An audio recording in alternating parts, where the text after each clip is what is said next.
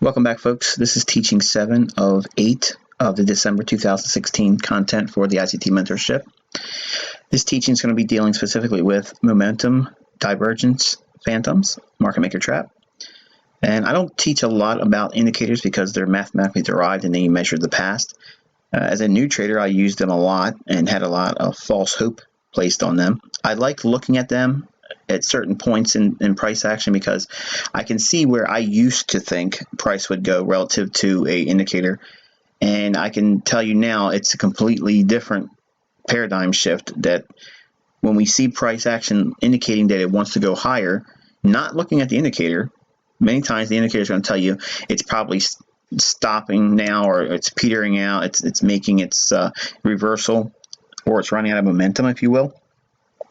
The idea is the indicator is going to drive price. As a retail trader, that's what we think, and it's not the case. The indicators don't have any reflection whatsoever about what the market's going to do next. Price has no awareness of our indicators, but we can reverse engineer that thought process and use that market efficiency paradigm I've been teaching since the beginning of this mentorship, where we look at how liquidity can be either engineered or neutralized, and whether they're willing or unwilling participants, the market makers can draw traders into the marketplace or take them out of the marketplace. And by unseating them, they can assume their position or put them in on the wrong side by engineering liquidity runs and then take the market the opposite direction. In this case, what we're looking at here, this is the US CAD, this is a 1 hour chart. And I have the chart trained in on the November 10th and 11th. And we're looking at how the market made a slightly higher high here than here, while momentum was already posting a potential bearish divergence. Now, when we talk about divergence, there's two types of divergence. There's type 1 divergence, which is your classic higher high, but not seeing a higher high in the momentum. Okay, so that's type 1 bearish divergence. A bullish divergence would be the opposite, where we see a lower low in price, but a failure to go lower in the stochastic or whatever momentum indicator you use. That would be a type 1 bullish divergence. In trend trading or momentum trading, there's called a type 2 trend following, and it's commonly referred to as hidden divergence. And it's been never really associated to who discovered it, but Nick Van Nice, he was the guy that released it to the trading community at large. George Lane gets a lot of credit, and falsely, I might add. He was not the creator of stochastic. He's not the the inventor, if you will, of divergence. But nonetheless, it's one of those pet peeves of mine. I hate when I talk about this. I always got to bring it up because it's just like a stick in my craw. I can't stand it, so I have to keep reminding the folks that are in trading. If they talk about divergence, they probably should be thanking a guy that they'll probably never even meet, but his name is Nick Van Nice. And it's a trend following divergence, where if you have a higher low, but the stochastic cycles down, makes a lower low, that's trend following in nature, and it usually gives us a really good momentum entry for bullish markets. Now, I'm not teaching entries with stochastics or any momentum indicator here, but I am going to teach you how to use a means of sentiment, or how retail-minded traders are going to think about price.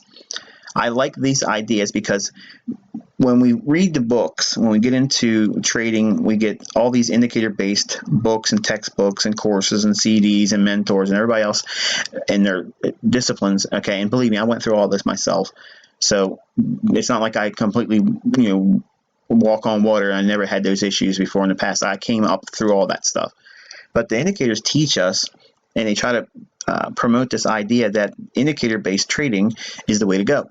So therefore, there shouldn't be no thought process involved at all about studying price. Just study if the indicator is overbought, if it's oversold, if it's diverging bearishly or bullishly, and that's it. So you have four conditions there. Are we overbought or are we oversold? And if we are overbought, is it diverging bearishly? Or if we're oversold, are we diverging bullishly? And if it were that easy, then everybody would be making money. The problem is there's some things you have to look at to determine if the market is in fact bullish or if it's bearish. And here's one for you. There's a fifth condition. Is there really a time to be trading? Because there's some time there isn't. Markets will stay in consolidation, and you just don't want to be doing much of anything.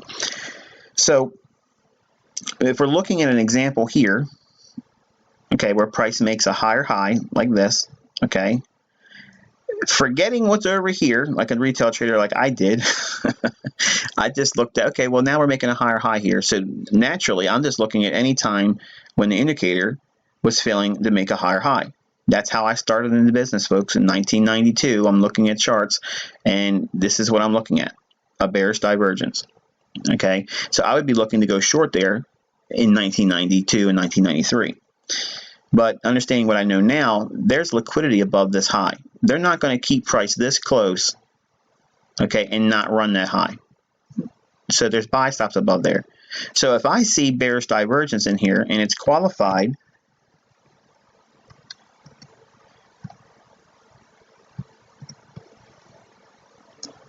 with this move here, we have a crossover. It starts to drop down, okay? But look what we have. We have a down candle here. We have equal lows in here. So the market drops down, clears out the equal lows, dips into this bullish order block. This also, in here, we have a range from the high down to the open on this candle.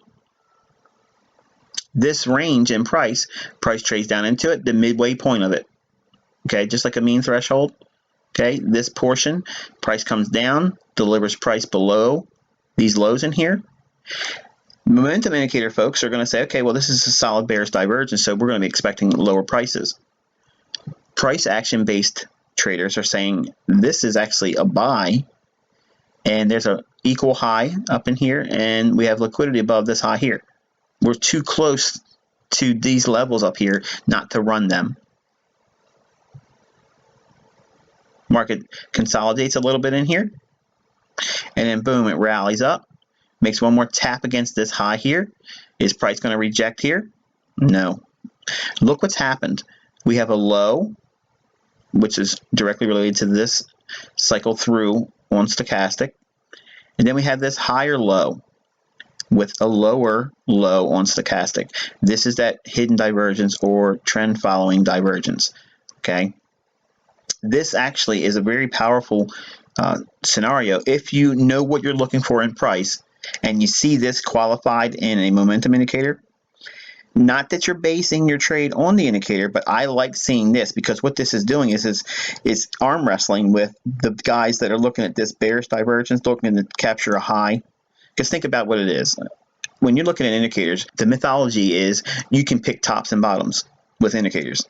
And while we can go back and look at the charts and see many examples how that may have been profitable, but there's many times where it isn't profitable either. So if we're going to be looking for price action to give us clues as to where price is going to be reaching for, you can't get that information by looking at an indicator, because all that's doing is looking at the past, and it's compressing all that data mathematically and spitting out an output. That output has absolutely zero bearing on where the actual orders are in the marketplace. UBS, Credit Suisse, Citi, they're not in the business of looking at what stochastics is telling them. That's not what they're doing. But they are interested in where buy stops and sell stops are.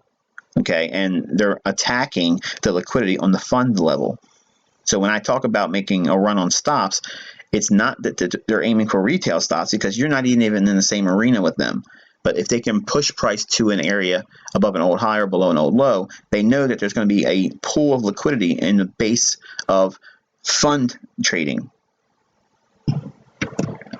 So let's recall that market efficiency paradigm. Retail views price and they see what they want to see in the context of an indicator: buy or sell, overbought, oversold. Market makers look at the participants' thought processes about price, and they manipulate their decisions based on what they should be seeing in price. The indicator's way of engineering a thought process behind a trader, it's almost like remote control in many instances. And funds, they trade with a trend following nature. They're long-term momentum trend followers. But those long-term trend following systems that they use can be targeted, and usually it's in consolidations, or sometimes if it's at a high where they're making a top in the marketplace, those funds that are aggressive and they try to sell short, they make one more pass up there and knock out those individuals. The smarter fund traders will go back in again, but you know what it's like sometimes when you get knocked out of a trade, the wind is taken out of your sails. You don't want to do it again. You're afraid. But when we look at divergence in here, okay, there's two camps.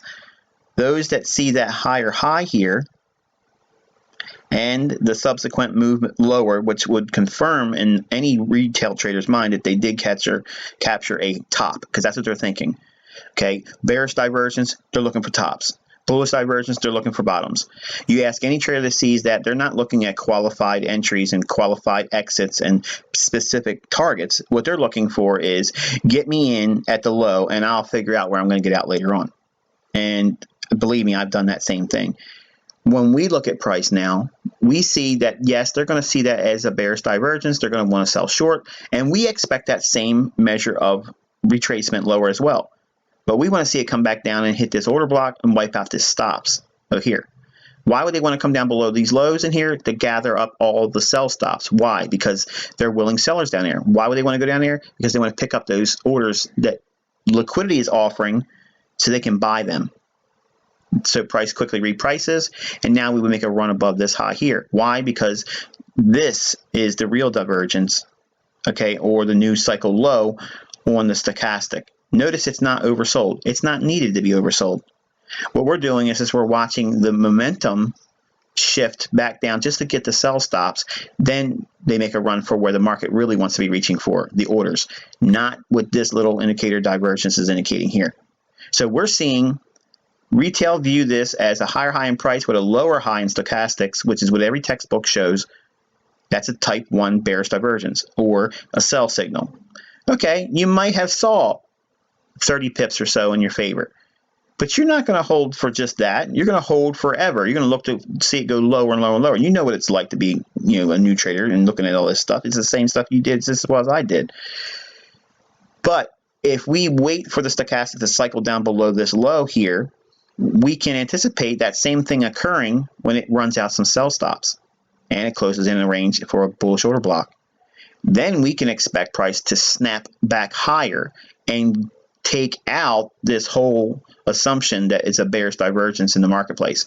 Again, price has no awareness of the divergence, but markets have an uncanny ability to be aware of the thought processes that are in all the traders because of their orders, because of their trading, because of their leverage, because of what they're doing in the marketplace, the excitement around specific levels.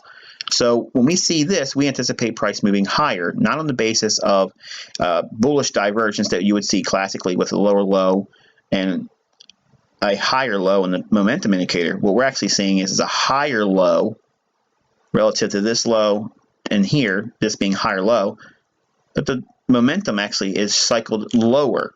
Again, that's type 2 hidden divergence, bullish. It's trend following in nature, and we can expect to see price drop above this high here. And price does in fact that. So you can see price gave a nice opportunity here, and those individuals that looked for this bearish divergence were left holding the bag. Okay, folks, we're looking at the dollar Swiss. This is an hourly chart.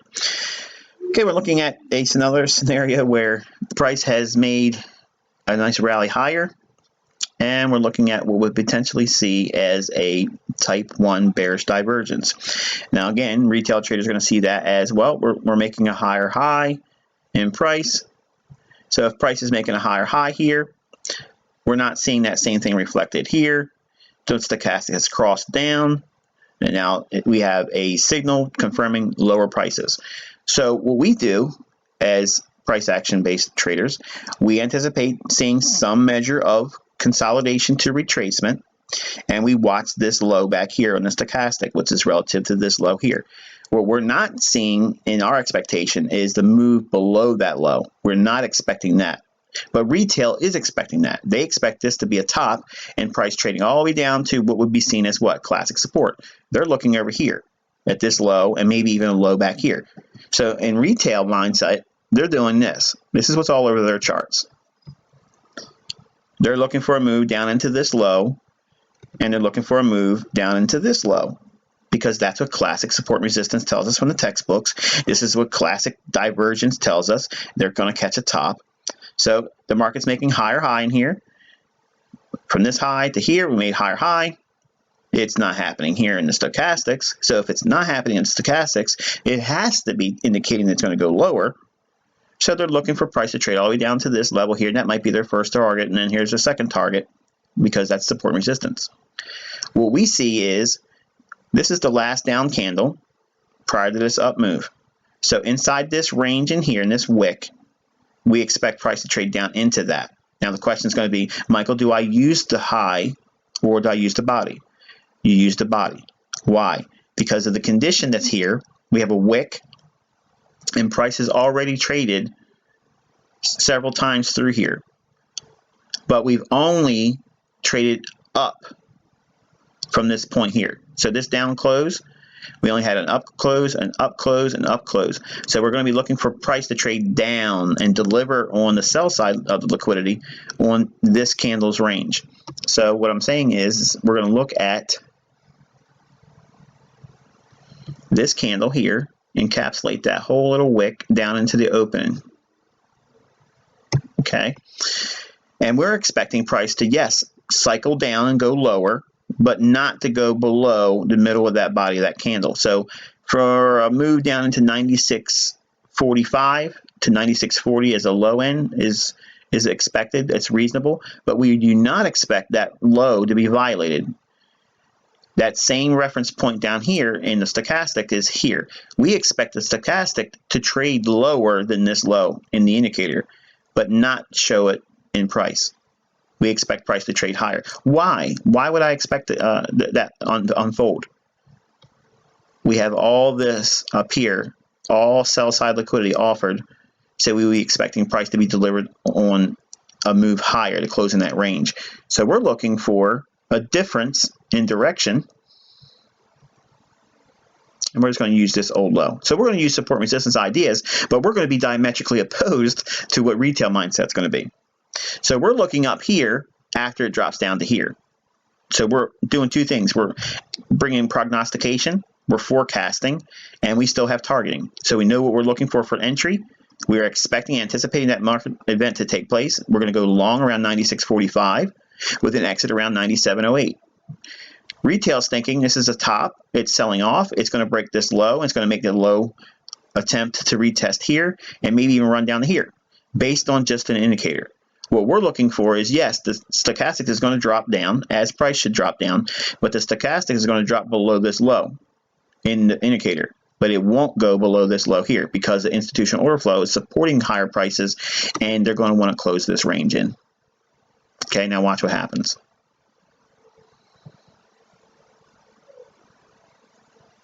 Right there,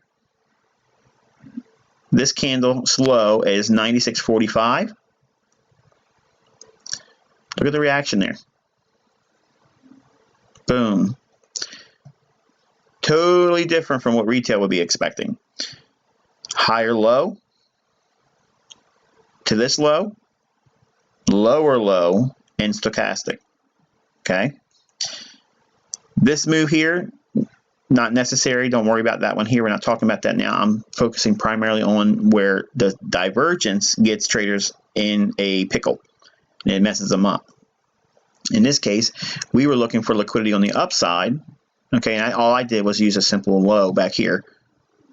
And if we use order block theory, that puts you up to here. And then you have equal highs up here as well. So 97.60, and then you have 97.28. And price blows through both of those. Okay. So that's an example of a few divergence phantoms where folks, like I did when I was a new trader, you go in, you're looking for scenarios to anticipate specific things to unfold, and the opposite happens. This move down here dips into this order block right here, clearing another area of sell stops, and then rallying. Ultimately, another bearish divergence here with a higher high. Is that a bullish move? I'm sorry, is that a bearish move? Is that a bearish move expected in here? Well, if you looked at the retail mindset, you have a bearish divergence. We're going to be expecting this low to not be violated, but the low in the stochastics will be. There you go, one more time. Type 2 trend following. Lower low in the stochastics with a higher low in price. Continuation on the upside. Another bearish divergence. This is probably the top now. It's got to eventually happen. Here's your bearish divergence. Okay. What happens? Price doesn't make a sell off as this goes higher, and it ultimately punches one more time up, and then it gives off a sell. So please don't think that indicators are going to be the answer. If you're learning what I'm teaching and you're getting still inspired to pull up indicators, only pull them up with this basis in mind. Only draw a contrasting view, and it'll give you what the retail minds are thinking. And if you can do that and also see reasons behind the scenes why institutional order flow is going to suggest the opposite occurring, chances are you probably got a good deal. Until next time, I wish you good luck and good trading.